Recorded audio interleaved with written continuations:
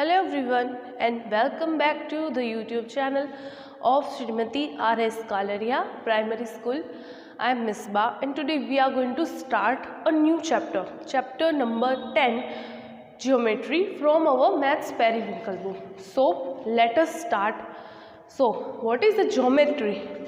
Okay, all the geometrical figures are built using basic figures such as point, line segments and planes.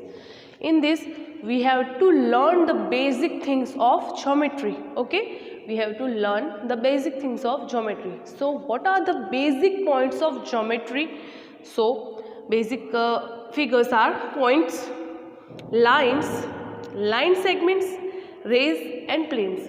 So first of all let us see what is a plane. Okay, so I have drawn here a plane and I am reading the definition and I am going to explain you what is a plane. So a plane is a flat surface. It extended infinitely in all the direction. It has no boundaries. Now plane means a flat surface. Just I have drawn just to explain you a flat surface with no boundaries and it is infinite. Means एक ऐसी जगह, plane means एक ऐसा surface, एक ऐसा platform या एक ऐसी चीज़ जो इनफाइनाइट है, जिसका कोई एंड नहीं है, जो स्टॉप नहीं होता और वो कंटिन्यूसली चला ही जाता है. मीन्स बहुत बड़ा एरिया को भी हम प्लेन बोल सकते हैं. ठीक है, और वो इनफाइनाइट है, उसका कोई एंड नहीं या कोई उसकी बाउंड्री नहीं है, उसे प्लेन कहा जाता है. ठीक है, ये पूरे सब डायरेक्शन में होता है. तो ये हमारा प्लेन है. And you have to learn the definition of plane also. Okay students, learn the definition of the plane which is given in the book. As what is the definition? A plane is a flat surface. Flat surface मतलब ऐसे. Okay, flat तो आपको पता है ना, एकदम चपटा. Flat means flat surface मतलब ऐसे, इस तरह से गुजराती में हम surface को सपाटी बोलते हैं. ठीक है, ओके. यानी it extend infinitely in all direction. यानी कि ये सपाटी जो बोलते हैं ना हम गुजराती में, ये पूरी सब में फैली हुई है और उसका कोई एंड या बाउंड्री नहीं है. इनफाइनाइट का मतलब होता है अनगिनत. आप काउंट ही ना कर सको उसको हम इनफाइनाइट कहते हैं. इनफाइनाइट मतलब काउंटलेस, काउंट कर नहीं सकते. इनफाइनाइट का सिंबल क्या होता है पता है आपको? इस तरह से इनफाइनाइट को लिखा जाता है. ये this is just knowledge for your knowledge. ये इनफाइनाइट इस तरह से लिखा जाता है. ठीक है, तो प्लेन हमारा क्लियर हो गया. प्लेन क्या है, डेफिनेशन लर्न करनी है, फिगर भी आपको देखनी है जिस तरह से बुक में दी गई है या मैंने ड्रॉ की है. ठीक है, ये इसकी इनफाइनाइट बाउंड्रीज है. Now second is a point. Now what it is given in our book for point? The sharp tip of a pair of dividers, compasses or the tip of a needle all represent a point. A point just show the position. It has no thickness, no length, no breadth. Okay, now ये A जो है ना वो point है. ठीक है, ये मैंने इस तरह से ड्रॉ किया है. सपोज ये A है और यहाँ पर एक पॉइंट है. ठीक है, ये पॉइंट नजर आ रहा है आपको, ये पॉइंट है. पॉइंट आप किसे कह सकते हैं? हमारे बुक की जो डेफिनेशन है उसके from this a sharp tip. Sharp तो आपको पता है ना, एकदम पॉइंट. वो जो नीडल होती है हमारी, नीडल तो आपने सबने देखी होगी. नीडल की पॉइंट आप देखो कितनी शार्प होती है ना, तो वो पॉइंट है. ठीक है, वो पॉइंट है, that is a point. You can consider the point of a needle as a point. Now a point just show the position. किसी भी चीज़ की पोजिशन पॉइंट शो करता है. ठीक है, it has no thickness, no length और no breadth. अगर आप प्लेन को तो इनफाइनाइट काउंट कर लिया हमने, यानी कि वो काउंटलेस है. फिर ये रे, ये लाइंस, उसकी मेजरमेंट हो सकती है लेकिन पॉइंट की मेजरमेंट नहीं हो सकती. आपको लेंथ और ब्रेथ तो पता है ना, लेंथ ब्रेथ इस तरह से. लेंथ मीन्स लेंथ और ब्रेथ तो पता है ना. लेंथ मीन्स ये और ब्रेथ मीन्स ये बॉक्स होता है ना, ये बॉक्स है, ये इसकी लेंथ है और ये इसकी ब्रेथ है. इसी तरह पॉइंट की कोई लेंथ या ब्रेथ नहीं. अगर आप कोई भी शेप देखो, जैसे रेक्टेंगल है, स्क्वायर है, सबकी लेंथ या ब्रेथ होती है. ठीक है, लेकिन पॉइंट की लेंथ या ब्रेथ नहीं होती, वो उसको काउंट नहीं किया जाता उसकी, ठीक है। या थिकनेस भी नहीं होती, यानी कि वो मोटा भी नहीं होता या पतला भी नहीं होता, बस उसे कुछ काउंट नहीं किया जाता, बस उसे एक किसी भी पर्टिकुलर चीज़ को बताना हो तो बस उसे इस तरह से बताया जाता है, उसे पॉइंट बोलते हैं, ठीक है students. Point means a sharp tip of a pair of divider compasses or the tip of a needle। Compass की जो टिप होती है ना, मैंने आपको बताया था ना व्हील्स एंड कार्ट्स में जो कंपास बताया था, उस तरह से ये जो वाला आपको याद होगा, इस तरह से पेंसिल थी, इस तरह का कंपास था, याद है आपको? वो कंपास की टिप भी एक पॉइंट है, ठीक है। किसी भी चीज़ की शार्प चीज़ के पॉइंट, शार्प चीज़ की एज को पॉइंट बोला जाता है, ठीक है स्टूडेंट्स। तो पॉइंट आपका क्लियर हो गया। Now next is line. Now what it is given in our book for line. A line is a straight connected set of infinite numbers of a point. It extends infinitely. मैंने infinitely आपको समझा है, infinite, infinitely. Infinite मतलब countless, अनगिनत, जिसको हम count कर ही नहीं सकते, ठीक है। जिस चीज़ को हम काउंट नहीं कर सकते, जिसका कोई एग्जैक्ट नंबर नहीं होता, ठीक है। तो लाइन एक ऐसा स्ट्रेट लाइन जो है, बहुत ही स्ट्रेट ऐसी एक लाइन है, एक कनेक्शन, एक स्ट्रेट है, ठीक है। और उसका कोई लेंथ मतलब उसके कोई हमें पता नहीं कि वो कहाँ तक जाती है। उसमें इनफाइनाइट नंबर्स हो सकते हैं, A B C D so on, infinitely, ठीक है। लाइन का कोई एंड नहीं होता, लाइन का कोई एंड नहीं होता, ठीक है। So now it has no end point, ठीक है। लाइन का एंड पॉइंट नहीं होता, there is no end point, hence it can not be measured. Line can not be measured. हम लाइन को मेजर नहीं कर सकते, ठीक है students. Line can not be measure. आप किसी भी लाइन के बारे में पूछो ना कि ये ए बी लाइन है, ए लाइन ए बी, उसकी मेजरमेंट क्या होगी, तो लाइन की मेजरमेंट हमें पता नहीं चलेगी, ठीक है, क्योंकि वो इनफाइनाइट है। जैसे कि प्लेन हमारा एकदम इनफाइनाइट है, जिसकी कोई बाउंड्रीज नहीं, इसी तरह जो लाइन है वो भी इनफाइनाइट है, उसकी कोई बाउंड्री नहीं है, ठीक है। सिंबॉलिकली लाइन कैसे लिखी जाती है, देखो ये लाइन ए बी है ना, ए बी, तो लाइन जो कि इनफाइनाइट है ए बी, उसे इस तरह से लिखा जाता है, ठीक है। लाइन ए बी करके उसके ऊपर ये लाइन का निशानी लिखी जाती है। लाइन की निशानी या सिंबल क्या है, what is the symbol of line, this, ठीक है। ये जो भी लाइन हो, अगर पी क्यू हो तो यहाँ पर पी क्यू लगाकर ऊपर इस तरह से लाइन की सिंबल लिखी जाती है, ठीक है स्टूडेंट्स। तो इस तरह से लाइन को हम लिखते हैं। Now line is read as L. अभी शॉर्ट में क्या, लाइन को एल से रीड किया जाता है। अगर सम में या कहीं भी दिया जाए तो इस तरह से एल लिखा जाएगा, तो लाइन एल, ठीक है, इस तरह से इसका शॉर्ट फॉर्म है। Now A B C D, यहाँ पर अगर ये ए और बी है, फिर सी, मैं दूसरी लाइन बता रही हूँ आपको, ठीक है, ए बी सी डी है। Now A B C and D are the points on line. ये ए बी सी और डी पॉइंट्स है लाइन पर, ठीक है, they are the points on line. This line can be written as, अभी ये line किस तरह से लिखी जा सकती है, ए बी, फिर A B B C C D या ए डी, ठीक है। हम किसी भी पॉइंट को बनाकर लिख सकते हैं, ठीक है। तो इस तरह से ये लाइंस लिखी जाती हैं। ओके स्टूडेंट्स, तो लाइन का कॉन्सेप्ट क्लियर हो गया आपका। Now let us move to the next. यहाँ पर लाइन में ये भी दिया गया है, hence any two points can be use to represent a line. कोई भी दो पॉइंट लाइन को रिप्रेजेंट कर सकते हैं, ठीक है students. Now next is line segment. Now line segment, so what is a line segment. Line segment, ये जो इतना है ना हमारा, यहाँ P से लेकर Q तक की लाइन, वह लाइन सेगमेंट है। लाइन सेगमेंट और लाइन में क्या फ़र्क होता है, I am going to tell you, अभी मैं आपको बता रही हूँ। पहले में हम डेफिनेशन क्लियर करते हैं। A line segment is a part of a line starting at a point and ending at another, so it has two points, two end points, ठीक है। ये दो एंड पॉइंट्स है इसके, P और Q।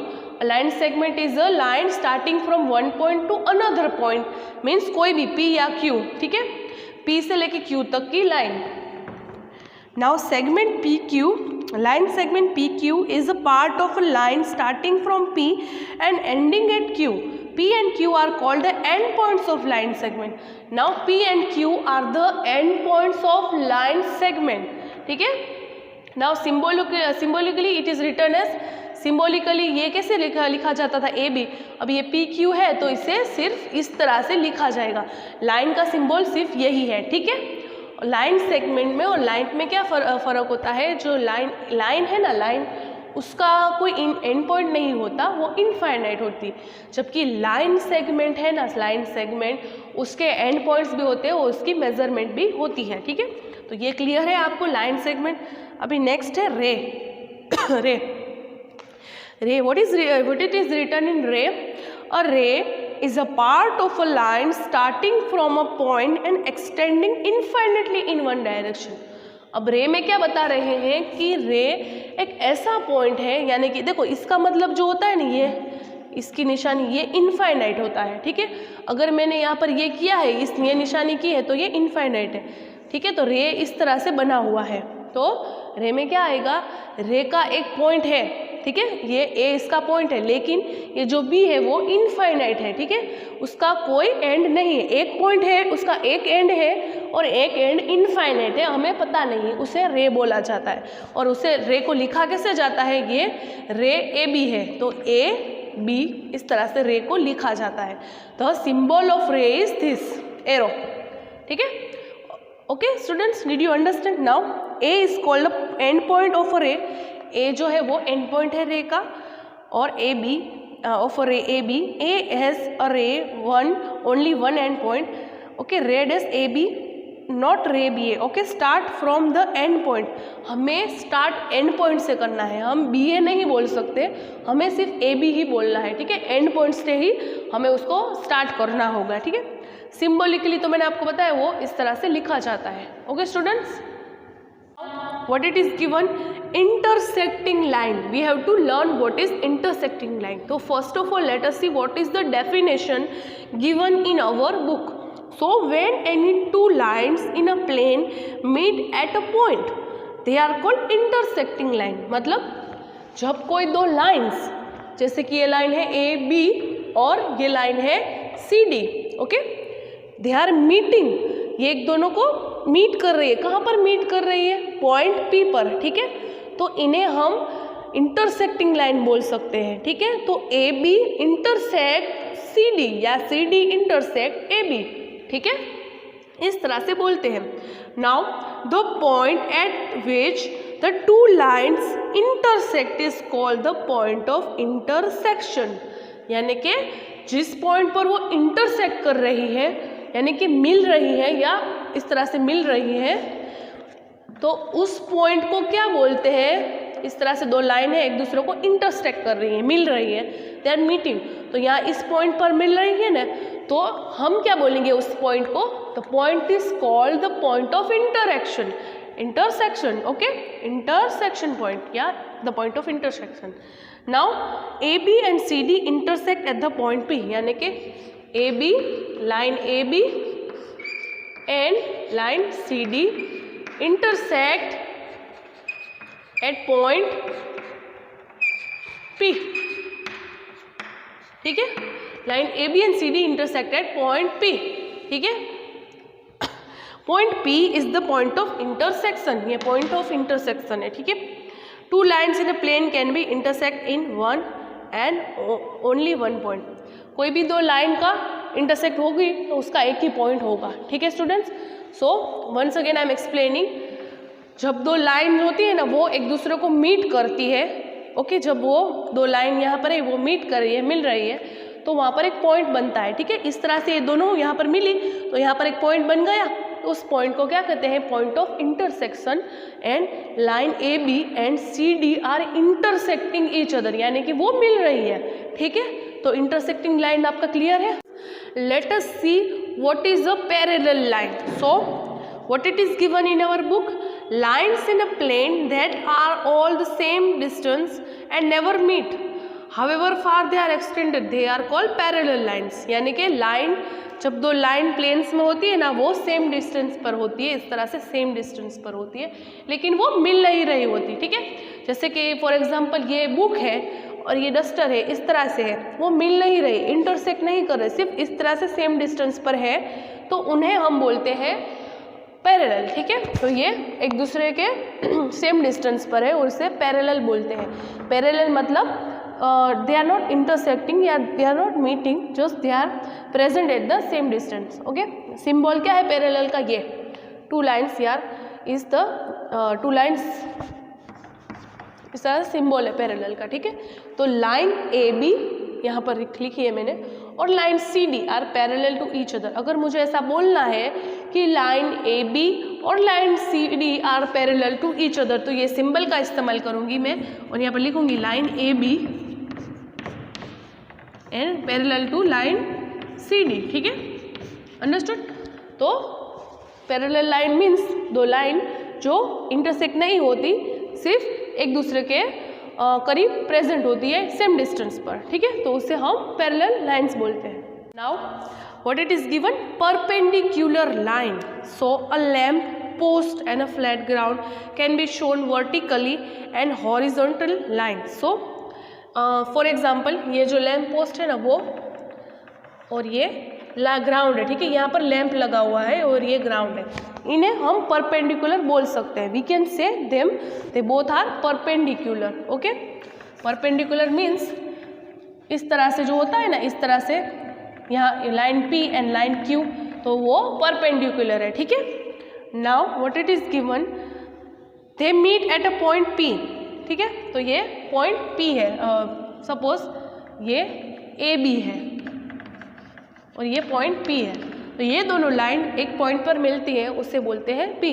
इंटरसेक्ट मतलब तो इस तरह से कट हो जाती है एक दूसरों को, लेकिन परपेंडिकुलर मतलब इस तरह से मिलती है, ठीक है। परपेंडिकुलर और इंटरसेक्ट में ये डिफरेंस है। This lines are called perpendicular line, okay. तो यहाँ पर मैंने एक फिगर ड्रॉ किया है, here LM and PQ are perpendicular line, so line LM and PQ are perpendicular lines, ठीक है। तो LM और PQ ये इस तरह से होता है ना, उसे परपेंडिकुलर लाइन बोलते हैं, ठीक है। तो ये परपेंडिकुलर है एक दूसरे को। नाउ इस तरह से हम लिख सकते हैं LM एंड परपेंडिकुलर का ये सिंबल है, सिंबल ये है इस तरह से परपेंडिकुलर टू PQ, ठीक है। तो परपेंडिकुलर का सिंबल ये है और हम इस तरह से लिख सकते हैं line LM is perpendicular to PQ, ठीक है। इस तरह से हम एग्जाम्पल देख सकते हैं, इस तरह से या इस तरह से, okay। Now what it is given in our book, we have to see the figures given here and we have to label them, यानी कि उनको नाम देना है, and then we have to write them symbolically। सिम्बलिकली तो मैंने बताया ना आपको, सिम्बल्स दिए गए थे उस तरह से हमें लिखना है। तो अब हम इन जो फिगर्स है उसको, ज्योमेट्रिकल फिगर्स है उसको लेबल करेंगे, नाम देंगे और फिर उनको सिम्बलिकली लिखेंगे। तो फर्स्ट ऑफ ऑल ये दिया गया है, यहाँ पर एक एंड पॉइंट है और एक एंड पॉइंट नहीं है। इसका मतलब तो मैंने बताया था ना, इसका मतलब क्या होता है, इनफाइनाइट, उसका एंड पॉइंट ना हो, ठीक है। तो ये एंड पॉइंट है और इसका एंड पॉइंट नहीं है, तो अब हम इसे क्या नाम देंगे, ए बी, ठीक है। तो हम इसे सिंबलिकली कैसे लिखेंगे, AB, ठीक है, इस तरह से सिंबलिकली लिखेंगे। अब यहाँ पर क्या है, एक पॉइंट है, तो मैंने ऑलरेडी इसे नाम दे दिया है पॉइंट A, ठीक है, पॉइंट A। तो इसे सिंबलिकली ऐसे लिख देंगे पॉइंट A।